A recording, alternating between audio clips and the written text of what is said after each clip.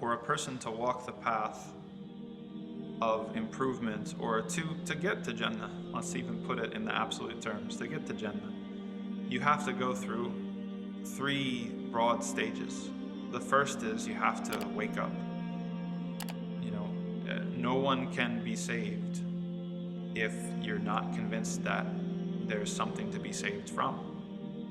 If you think that you're content with your life and how everything's going and you don't need anything, then why are you gonna do all this work? Why are you gonna fast? Why are you gonna pray?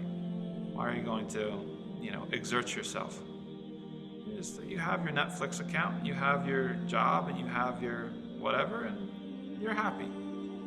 That's not enough, right? If you want to be righteous, then the first thing is you need to wake up, and you wake up how?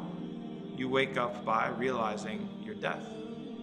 That's probably the most important part. Whoever's able to constantly keep in mind the fact that, yep, you're gonna die, and it's gonna happen pretty soon, and your time is very, very short, and then you're gonna be resurrected eventually, and you're going to have an eternal life, eternal consequences for how you lived your life. That's what wakes you up. That's the foundation of all faith. You can't really have faith without that, which is why Allah subhanahu wa ta'ala in Surah Al-Baqarah, the first description of a righteous person, الَّذِينَ يُؤْمِنُونَ بِالْغَيْبِ, people who believe in the unseen. If you don't believe in the unseen, you don't believe in an afterlife, all the religious stuff is going to seem like nonsensical. Why would I want to do any of that stuff?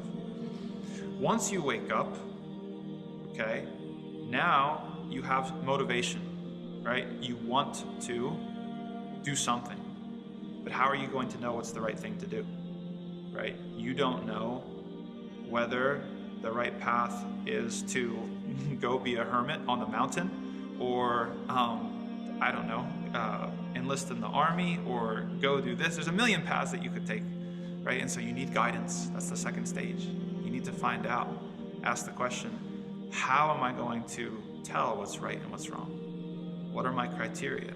Which path am I going to take?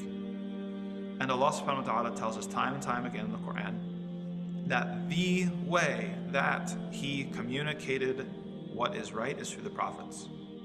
It's through the prophets. You don't have to take on the burden of trying to be a prophet yourself. You don't have to wait for your own personal special revelation. Allah gave us the guidance through the prophets. He gave us the books through the prophets, and that's what He expects us to follow. The last stage, after you've found that guidance, is action, right? It doesn't do you any good to know all the answers, right? It's like somebody who, it's like someone who took an exam, okay? And they look at the exam, like, I'm not gonna fill in anything, turned it in, 0. Like, why did I get a 0? I knew all the answers. You didn't write anything down. You didn't prove, okay? Action is a proof.